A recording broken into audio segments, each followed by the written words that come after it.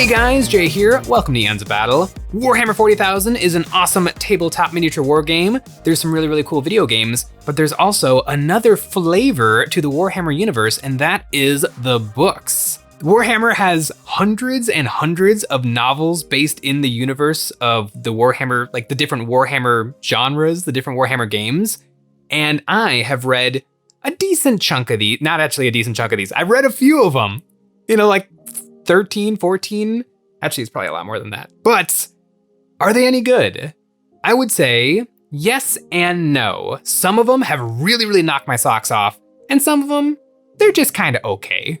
One of the books I read that I would consider the pinnacle of a Space Marine story is Hell's Reach, a Black Templars novel from Reclusiarch Merrick Beverly Grimaldus himself. One of the coolest characters in 40k, and one of the coolest 40k books. I would say I'm not a huge lover of the war stories. Usually I really go for the books that are a little bit more character focused, and the stories that are just an adventure where this happened and this happened and this happened and this happened don't really jingle my jams as much. But this one, everything that happens is so wickedly cool and awesome and epic.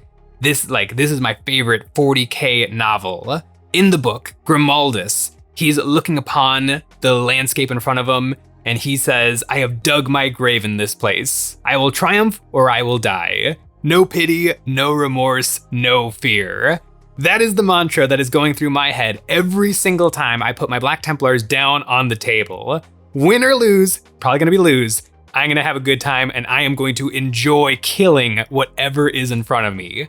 I absolutely love this book, and I've read quite a few other 40k books. I read the first 4 books of the Horus Heresy, and these are really good. I see why this is such a huge, long-spanning series. I've also cheated, and I've looked at some of the really cool things that happen later on in the Horus Heresy, but the first 4 books definitely caught me by surprise, because I assumed they'd be a lot like Hell's Reach, and they'd just be like another, 40k battle after 40k battle after 30k battle after 30k battle.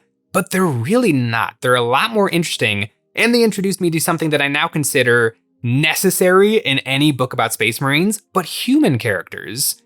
Having actual humans interact with the Space Marines does a really good job of putting their epicness and their weird and creepiness into perspective, and making the books feel so much more interesting and make the universe feel more lived in. The first 4 books of the Horus Heresy series all kind of work together. I think after that, then they kind of go off onto different characters in different parts of the story, but the first 4 are really good. If you aren't really that interested in the Horus Heresy, but you do want to get a little bit of 40k goodness, you want to read some interesting novels set in the universe, I would say the first 4 Heresy books are really worth a read. But speaking of another long-running series from Games Workshop, the Eisenhorn series. I gotta be honest, I don't love Eisenhorn that much. I get why they're really good. They're almost like spy thrillers, and you definitely don't need to know practically anything about 40k to get into these books. With that said, they're fine. They're okay. I enjoyed them. I listened to 3 of them. I think that there's more, and then there's also Beckwin novels, and there's stories of the other characters from this series, and they're okay. They're very interesting. They're very neat. But they're not really my cup of tea. You know what is my cup of tea? The Infinite and the Divine. This is a epic saga that covers hundreds of years, maybe even thousands of years of Imperial history from the perspective of 2 cranky old Necron guys, Oricon the Diviner and Trazine the Infinite. This story does such a good job of being tongue-in-cheek and being silly, but also not necessarily it's not a lampooning of the 40k universe.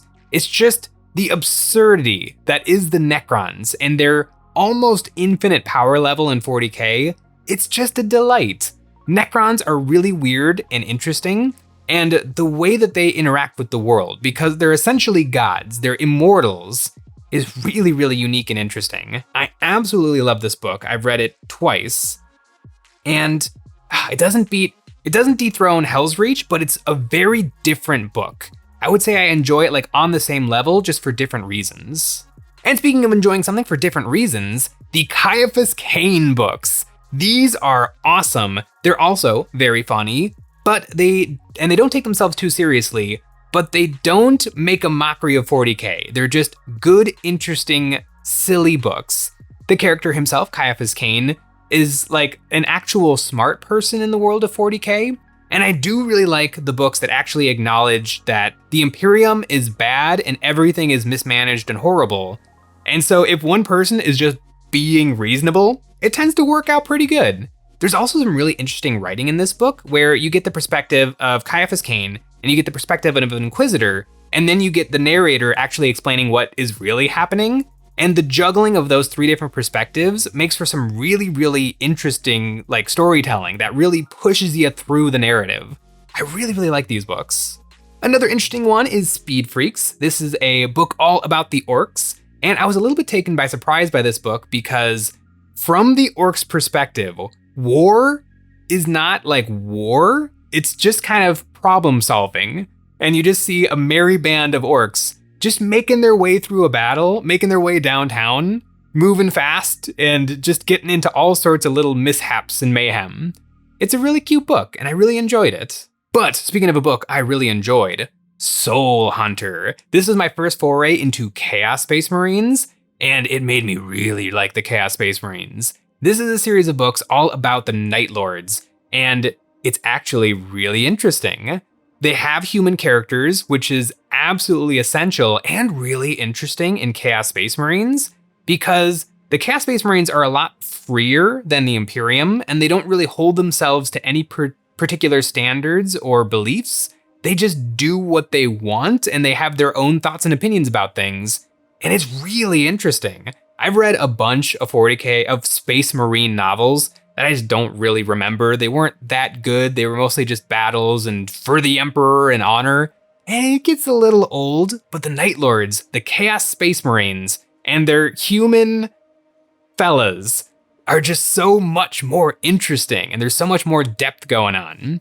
The characters in these novels run into other big players in the world of 40K, and you kind of get to meet them from this slightly smaller scale of perspective, and it's really, really cool. If you want to read some Space Marine stuff, I would say probably read the Night Lords because it's really good.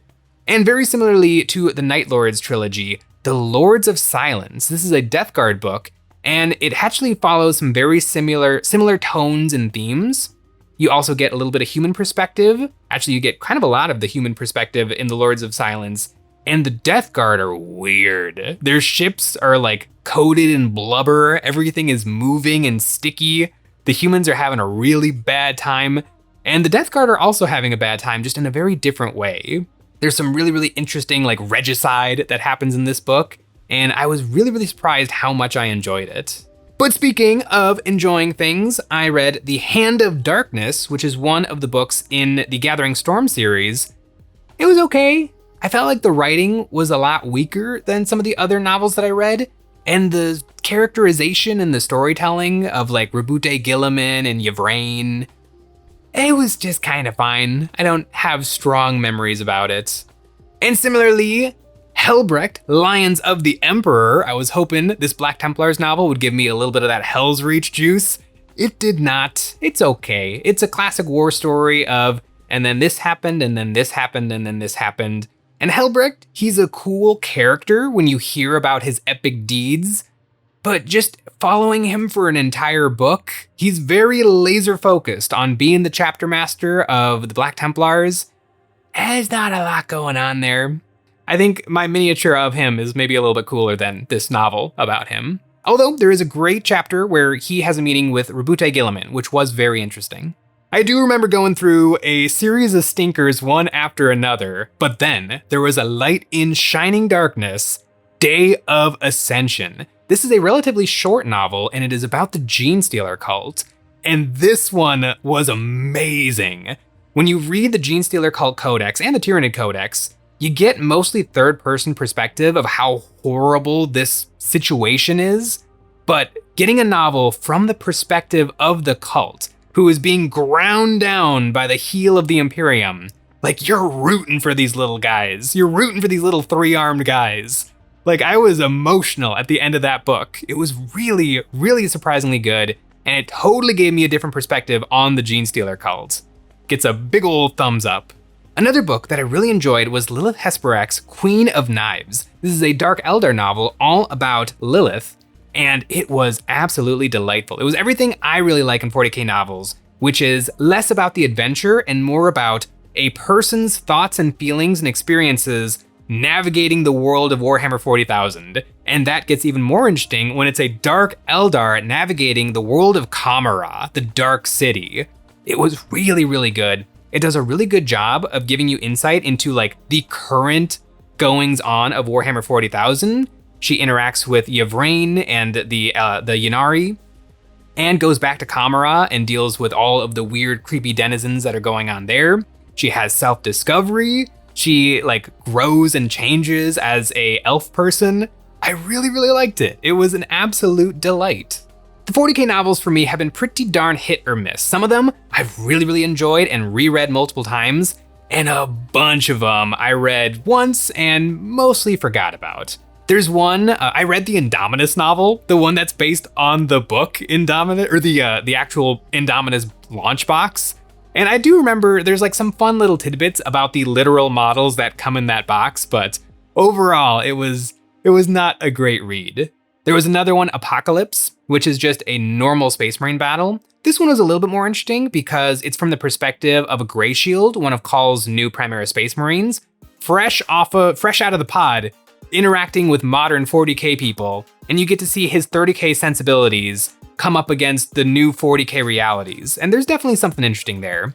It's also kind of fun that this particular battle doesn't matter at all, no named characters, nothing really matters, and so it has a little bit more freedom to be a little bit maybe more interesting than some of the novels that are strictly about epic heroes from the world of Warhammer. But speaking of epic heroes from the world of Warhammer, reading a bunch of 40k novels did get me interested in maybe jumping across the pond into Age of Sigmar. I've heard very good things about the Age of Sigmar books, and so I decided to give these a try too.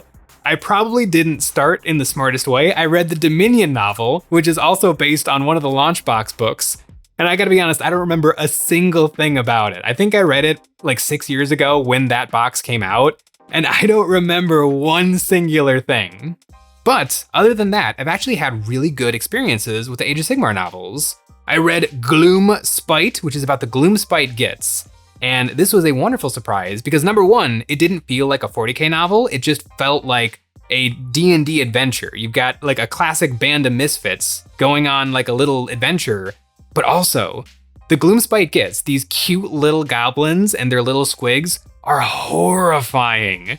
It's legitimately scary when they show up in the book and you see like the horrors of the Bad Moon and all of the nasty things that the goblins are up to. It's like, it's actually kind of a horror novel, and I really, really liked it. It was tons of fun, and just probably because I don't know that much about Age of Sigmar compared to 40k, it was really neat. Like the explanations of the world and the universe and the characters that they're interacting with and the actual like city that the book takes place in. I found it really interesting. Not everything though can be completely interesting. I read The End of Enlightenment because I was putting together the Ossiarch Bone Reaper Spearhead and I wanted to know a little bit more about them. This book is about the Ossiarch Bone Reapers versus the Lumineth Realm Lords, and it was kind of your average fantasy battle fare. There was definitely some interesting stuff in the different the different ways that the Lumineth Realm Lords and the Ossiarch Bone Reapers exist as factions and as like civilizations, but overall it was just kind of okay. I made it all the way through the book, but I don't have any super strong memories of it. Really, my biggest takeaway from the book was that the Ossiarch Bone Reapers are actually way more interesting than I thought they were, because on the outside they kind of just look like a regular zombie faction, but actually they are a new species in the mortal realms, which makes for a really interesting juxtaposition. When Sigmar needed to create a new army, he created an army of ghosts in the Stormcast Eternals, and when Nagash, the Lord of Death, needed to create a new army, he created new life. And I just think that that's a really, really interesting way to have those two characters interact with the universe. Interesting ideas. The book is fine. It's all right. I would say it wasn't as good as the amazing hobby products available from EonsOfBattle.com. Over there, we have all kinds of hobby goodies, Greytide Studio bits to spice up your Space Marines, Army Painter paints, brushes, basing cork, and we have glue. Ultra thin and ultra thick super glue. And we have terrain. It's the best way to support us doing what we do by getting a membership. Each month, members get a credit, good for any one terrain pack we've ever made, or the brand new one. New in March, we've created the Creeping Forest, a collection of mysterious living creatures that can populate a board perfectly for any fantastical wargame. Weave your models in between the scuttling crab trees, and you better watch your step or you'll get bit by the timber mimics. As you wander through a forest of monstrous mushrooms dripping with colorful toxins, you might come across the Land Kraken, a master of camouflage and a very dangerous encounter. This wondrous terrain collection was invented by us and is available physically and as STL from EonsOfBattle.com. I would say I've only dabbled in Age of Sigmar, but one of the novels that I read might be my favorite Warhammer novel of all time, even better than Hell's Reach. I've reread this book more times, so I just really, really like it. And that is Yndrasta, the Celestial Spear. I read Dominion, and Yndrasta's in Dominion. Don't have any memories of that, but her book specifically was an absolute delight. The Stormcast Eternals, after reading Yndrasta, the Celestial Spear, are interesting to me. They're so cool and unique. And Yndrasta herself, like the adopted daughter of Sigmar and the Beast Hunter, her role as like a demigod in this universe, so removed from humanity, but so important to keeping the mortal realms afloat, is really, really cool. But the more interesting thing is her interactions with not like regular people who would lose a fight to a squig. Her interacting with these characters and she doesn't grow or she doesn't change, but she does grow a lot. And it's really, really interesting. This kind of like this battle within her to be like a really powerful soldier, almost a force of nature, but also being herself, Celestine, an actual person. It was really, really good. And it was really, really interesting. And because of this book, I actually repainted my Stormcast Eternals, which I painted after buying the Dominion box, and I painted it up like 6 years ago. And I didn't really care, they're yellow, whatever. But after reading this novel, I was so jazzed on Yndrasta that I brought them back out and I touched up the paint jobs, and they're some of my favorite models that I own. I really, really love it. I've played that spearhead over and over and over. I played it at Adepticon with Goobertown Hobbies, and we won. And I really, really like this book. If you have any interest in Age of Sigmar, you do like to read the Sigmar novels, I highly, highly suggest Yndrasta, the Celestial Spear. I'm declaring it certified fresh. So what's the conclusion for the Warhammer books? They're okay. Some of them are really, really good, some of them are fine, and some of them, you probably don't need to read. If one of them catches your eye, just look it up on Reddit and see what other people have said about it. That's what I do. Thanks for watching.